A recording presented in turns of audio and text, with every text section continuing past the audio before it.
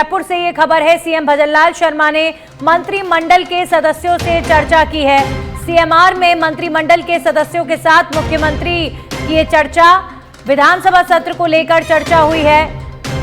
तो विधानसभा सत्र की तैयारियां की जा रही हैं और सीएमआर में मंत्रिमंडल के सदस्यों के साथ चर्चा, जिसमें किस तरीके से प्रश्नों का उत्तर जो तमाम मंत्री हैं वो दें। और चूंकि बजट सत्र में भी कई ऐसे मुद्दे रहेंगे कि जो विपक्ष का रवैया रहेगा ऐसा नहीं है कि बहुत शांत रहेगा, कई मुद्दों पर विपक्ष हो सकता है हंगामा भी करे।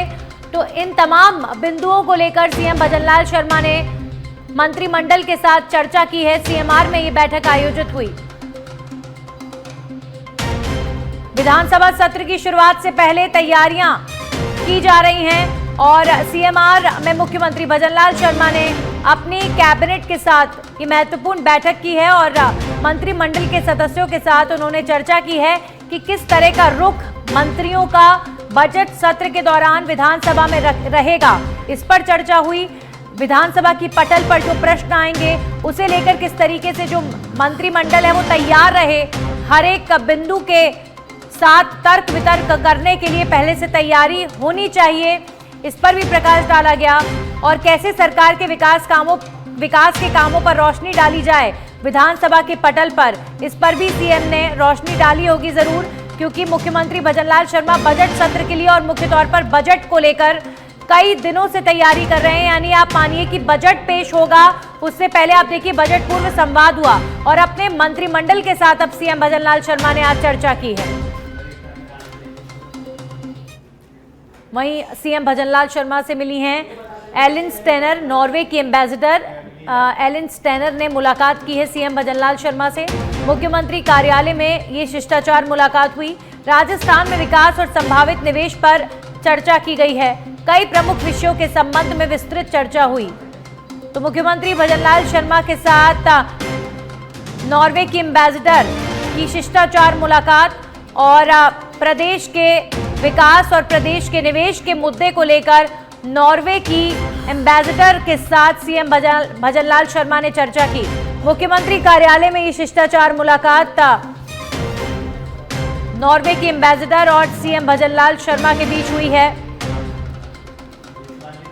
दरअसल प्रदेश की जो सरकार है और मुख्यमंत्री भजनलाल शर्मा पूरी कोशिश कर रहे हैं कि जो फॉरेन इन्वेस्टमेंट है वो राजस्थान की ओर आकर्षित हो, राजस्थान में ज्यादा से ज्यादा इन्वेस्टमेंट आए। तो इसके लिए जो भी संभावित कदम है वो उठाए जा रहे हैं। और अब इसी सिलसिले में नॉर्वे की एम्बेसडर ने सीएम भजनलाल शर्मा से मुलाकात की है।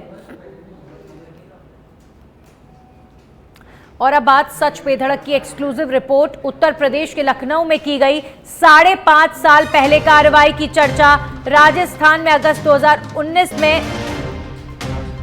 की गई थी। लखनऊ एसटीएफ द्वारा कार्रवाई को लेकर परीक्षा में धांधली करके पास कराने वाले गिरोह के 5 सदस्यों को किया था गिरफ्तार। उस समय आरोपियों के पास से बरामद किए गए थे 61.5 लाख रुपए और कई दस्तावेज। उस समय लखनऊ एसटीएफ ने आजमगढ़ निवासी विनोद कुमार गौड़ और बहराइच निवासी शादान खान, प्रयागराज निवासी पंकज कुमार गुप्ता और सुल्तानपुर निवासी कमल किशोर यादव और मऊ निवासी अजीत कुमार को गिरफ्तार किया था। जनेश्वर मिश्र पार्क के पास से इनको गिरफ्तार किया गया था। 5 लोगों में से 2 लोग करते थे एक रिजल्ट बनाने वाली कंपनी में काम।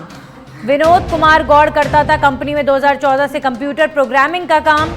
शादान खान करता था डेटा एंट्री ऑपरेटर का काम। अब इस पूरे मामले की चर्चा हो रही है प्रदेश भर में। इस पूरी कार्रवाई का संबंध राजस्थान में भर्ती प्रक्रिया से है। जिस कंपनी को राजस्थान में बड़ी जिम्मेदारी दी गई उसे के 2 कर्मचारियों की गिरफ्तारी के बाद कई सवाल खड़े हो रहे हैं। ओएमआर शीट बदलने को लेकर यह पूरा मामला है।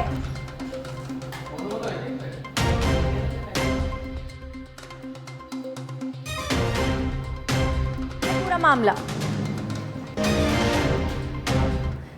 कुणाल, मेरी आवाज आप तक पहुंच रही है? जी जी जी जी कुणाल, पूरा मामला बताइए। देखिए, आपको बता दें कि अगस्त 2019 में जो लखनऊ एसटीएफ है उसके द्वारा एक कार्रवाई की गई थी इस कार्रवाई की चर्चा राजस्थान में है, इसलिए क्योंकि इसमें 5 लोगों को गिरफ्तार किया गया था और 5 जिन लोगों को गिरफ्तार किया गया था उनमें से 2 ऐसे शख्स हैं जिनको जिम्मेदारी दी गई थी, ऐसी कंपनी में काम करते थे जो राजस्थान कर्मचारी चयन बोर्ड की परीक्षा होती है उनमें जो है जो OMR शीट स्कैनिंग का काम करते थे, ऐसे 2 लोगों को भी गिरफ्तार किया गया था। और उस FIR की माने तो उस FIR में बाकायदा इस चीज का जिक्र है कि इनके द्वारा OMR शीट बदलकर जो है मोटी जो रकम है वो ली गई है और इस रकम के लेन देन के दौरान ही जब इस पर कार्रवाई की गई तो 61,50,000 रुपए जो है STF को मिले थे और 5 लोगों की गिरफ्तारी उस समय की गई थी। इसी पूरे मामले को लेकर एक FIR SOG में दर्ज की गई है और परसों ये FIR जो है दर्ज की गई है, उसमें ऐसा कहा गया है कि 18 लोगों को जो है नौकरी दिलवाई गई है OMR शीट चेंज करवाने के नाम पे। नंदिनी, चलिए शुक्रिया आपका तमाम जानकारियों के लिए गुनान। वहीं राज्यपाल हरिभाऊ बागड़े ने जयपुर स्थित सार्थक मानव कुष्ठाश्रम पहुंचकर कुष्ठ रोगियों से संवाद किया है। साथ ही आश्रम में निर्मित वस्तुओं का अवलोकन किया गया। राज्यपाल बागड़े ने कहा कि पीड़ित मानवता की सेवा ही सबसे बड़ा धर्म है। उन्होंने कुष्ठ आश्रम के अंतर्गत विभिन्न सेवा कार्यों और वस्तुओं के उत्पादन और पीड़ित जनों की सहायता के लिए हो रहे कार्यों से प्रेरणा लेने का आह्वान किया। तो जयपुर में कुष्ठ रोगियों के साथ राज्यपाल बागड़े ने मिलकर उनसे संवाद किया, उनकी परेशानियों को जाना और राज्यपाल बागड़े ने ये संदेश भी दिया कि जो मानव धर्म है वो सेवा का धर्म होता है और सेवा करनी चाहिए। राज्यपाल हरिभाऊ बागड़े कुष्ठाश्रम पहुंचे और कुष्ठ रोगियों के साथ राज्यपाल ने संवाद किया, उनसे जाना कि किस तरीके से उनकी मदद हो सकती है। पीड़ित मानवता की सेवा ही सबसे बड़ा धर्म है, ऐसी बात भी राज्यपाल ने कही।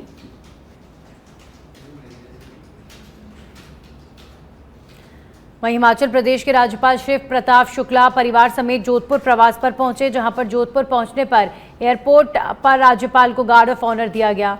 आपको बता दें कि राज्यपाल का जोधपुर में आज विभिन्न कार्यक्रम में शिरकत करने का कार्यक्रम है। तो वहीं जोधपुर पहुंचने पर एयरपोर्ट पर बीजेपी के वरिष्ठ नेता नारायण पंचारिया ने उनकी अगवानी करने के साथ ही माला और बुके भेंट करके उनका स्वागत किया। इस दौरान महापौर वनीता सेठ के अलावा कई बीजेपी नेता मौजूद रहे।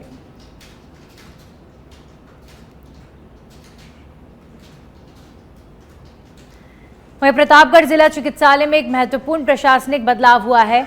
पूर्व PMO डॉक्टर ओम प्रकाश दाइमा के बांसवाड़ा स्थानांतरण के बाद रिक्त हुए पद पर जिला कलेक्टर ने डॉक्टर धीरज सेन को नया प्रभार सौंपा। डॉक्टर धीरज सेन, जो वर्तमान में वरिष्ठ शिशु रोग विशेषज्ञ के पद पर कार्यरत हैं, उन्होंने आज दोपहर औपचारिक रूप से पदभार ग्रहण किया है।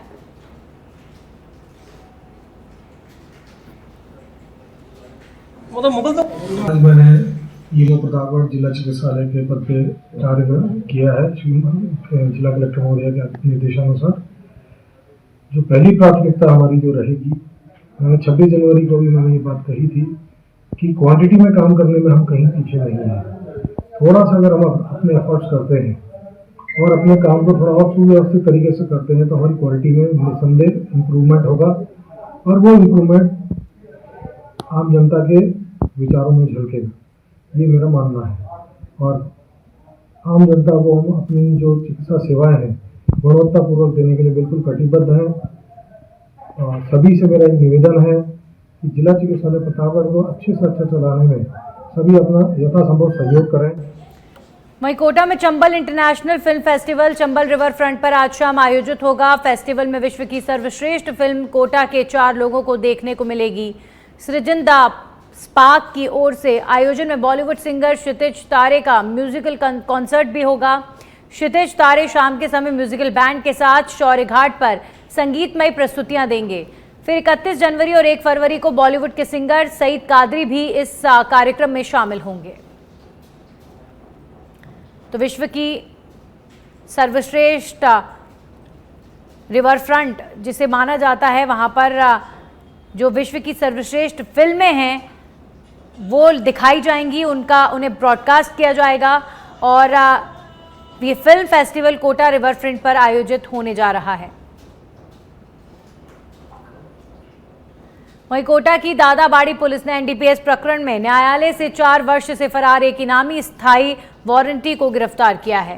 दादाबाड़ी थाना सीआई मांगेलाल ने जानकारी दी है कि पुलिस अधीक्षक अमृता दोहन के निर्देश पर चलाए जा रहे अभियान के तहत ये गिरफ्तारी की गई है।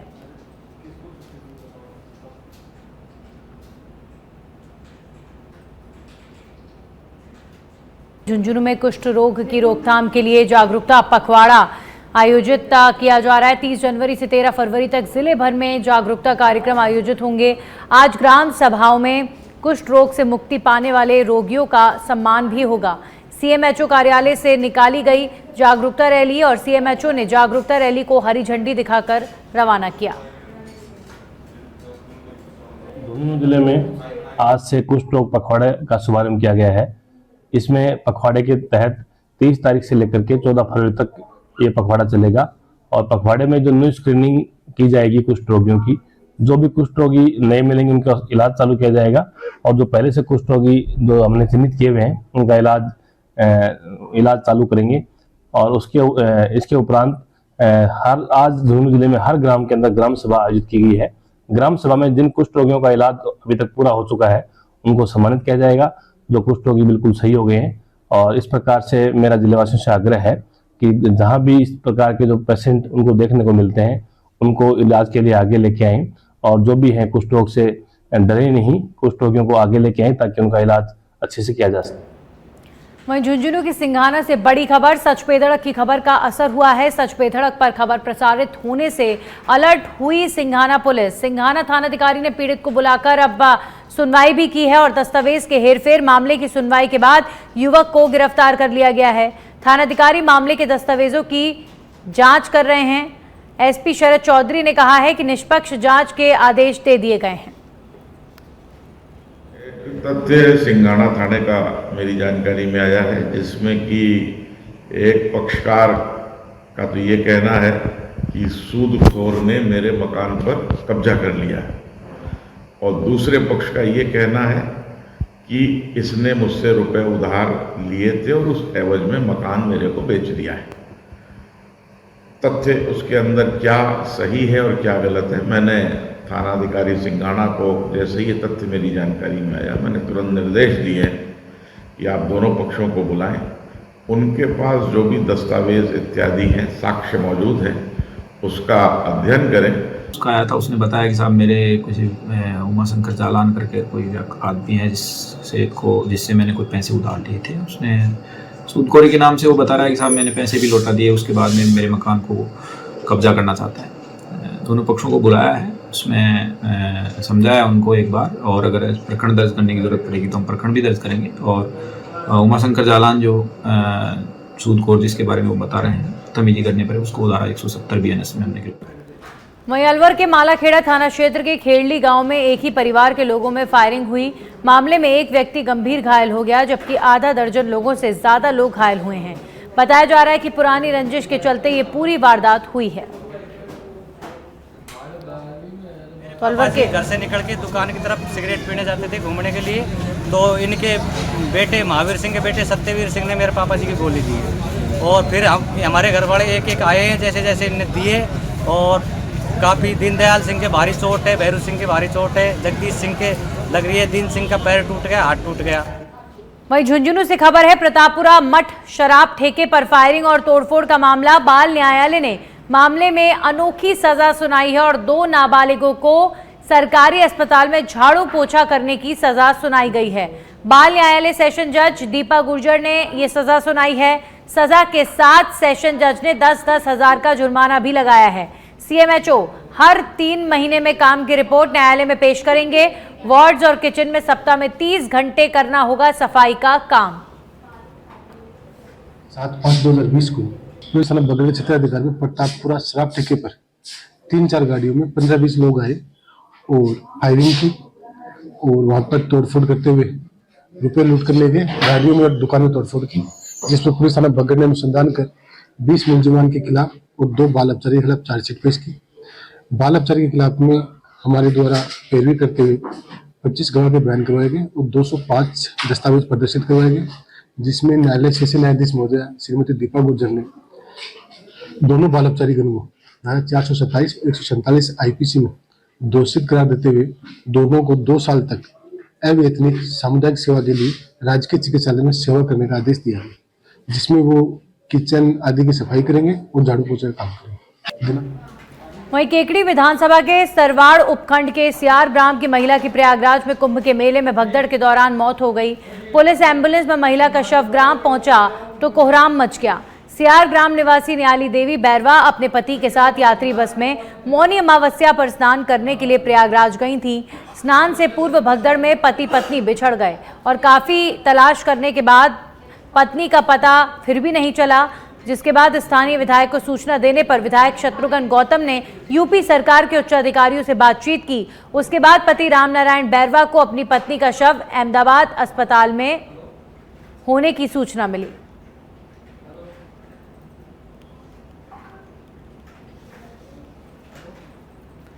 वहीं टोंक के निवाई से खबर है, निवाई में अतिक्रमण पर चला पीला पंजा। उपजिला अस्पताल के लिए आवंटित जमीन से अतिक्रमण हटाया। वहीं 3 जेसीबी की सहायता से अतिक्रमण हटाया गया है। तो टोंक के निवाई में अतिक्रमण पर प्रशासन ने कार्रवाई की है। वहीं दौसा के सिकराय क्षेत्र में लगातार पहाड़ी क्षेत्र से धोखों के पेड़ों की कटाई की जा रही है। अधिकतर मोहल्लाई घूमना जोध्या समेत अन्य गांवों में हरे पेड़ों की कटाई की जा रही थी, जिसकी शिकायत क्षेत्र के लोगों के जरिए वन विभाग के अधिकारियों को भी लगातार की जा रही थी, जिस पर अधिकारियों ने कार्रवाई भी की, लेकिन लोग वन क्षेत्र से लकड़ी काटते नहीं रुके, जिसके चलते अब वन विभाग ने करीब 45 से 50 लोगों के खिलाफ कई धाराओं में मामला दर्ज किया है। जोधा मोड़ाई ग्राम वन क्षेत्र में मौजूद है और यहाँ के स्थानीय व्यक्ति द्वारा उच्च अधिकारियों को शिकायत की गई थी कि यहाँ कटान हो रहा है। तो हम उस आदेश की पालना में श्रीमान क्षेत्र वन अधिकारी सिकराई श्री राकेश जी के साथ यहाँ आए हैं और जैसे ही हम यहाँ पहुँचे हैं तो 6 महिलाएं हमें पहाड़ पे दिखाई दी गठर लेके आती हुई सिर बोझा, जो हमें देखकर वो वहाँ से फरार हो गई। और अब खबर सिरोही के आबू रोड से है, जहां पर रोडवेज बस स्टैंड के सामने सड़क सुरक्षा महाअभियान को लेकर उपखंड प्रशासन के जरिए दोपहिया वाहन चालकों को निःशुल्क हेलमेट वितरित किए गए। साथ ही उपखंड अधिकारी शहर थानाधिकारी यातायात प्रभारी के जरिए बाइक चालकों को जागरूक किया गया। ट्रैफिक सुरक्षा माह के तहत पूरे मंथ में जो कि ट्रैफिक अवेयरनेस के तहत एक प्रोग्राम हम चला रहे हैं, उसमें उपखंड प्रशासन तथा पुलिस प्रशासन के सहयोग से तथा साथ ही बंसाली पॉलीमर्स का जो कि आर्थिक सहयोग लेते हुए हमने जो कि जो नीडी लोग हैं जिनको वास्तव में आवश्यकता है उनको जो कि आज हेलमेट वितरण का, साथ ही साथ सभी है जो कि 2 पहिया वाहन चालक है उनको हेलमेट का प्रयोग करने तथा 4 पहिया जो 4 व्हीलर व्हीकल्स हैं उनका उपयोग करने वालों को सीट बेल्ट अनिवार्य रूप से लगाने के संबंध में जागरूक कर रहे हैं। वहीं बूंदी पुलिस वांछित और फरार चल रहे अपराधियों के खिलाफ धरपकड़ अभियान चला रही है, जहां पुलिस ने लूट के मुकदमे में 10 महीने से फरार चल रहे एक आरोपी को गिरफ्तार किया है, जिसके पास से सोने की चेन बरामद हुई है। आपको बता दें कि आरोपी ने 10 महीने पहले लंका गेट हनुमान धर्मशाला के बाहर से अपनी पोती के साथ मंदिर दर्शन करने आ रही महिला के गले से चेन छीनकर फरार हो गया था। और अब खबर अलवर से है, जहां पर पुलिस ने लगातार 2 दिनों तक शहर में गोली चलाने के आरोपी और उसके साथी का जुलूस निकाला। ये जुलूस अपराधियों में भय और आमजन में विश्वास के स्लोगन को लेकर निकाला गया। जुलूस के समय कोतवाली एसएचओ नरेश शर्मा और एनईबी एसएसओ दिनेश चंद के साथ साथ बाकी टीम भी मौजूद रही। 26 जनवरी को जो घटना हुई थी जिसमें अपने तारक मोहम्मद ने जो फायरिंग की थी और जो घटना स्थल देखने के हिसाब से तस्दीम नक्शा मौका बनाने के हिसाब से हम इसको यहाँ पे लेके आए और खुलासा हो चुका है मामले का। ठीक है कि 2 पक्ष में रंजिश है, संजय का और तार मोहम्मद के अंदर, तो उसी रंजिश के बदले लड़ाई झगड़े की बात को लेकर उन्होंने फायरिंग की घटना को अंजाम दिया।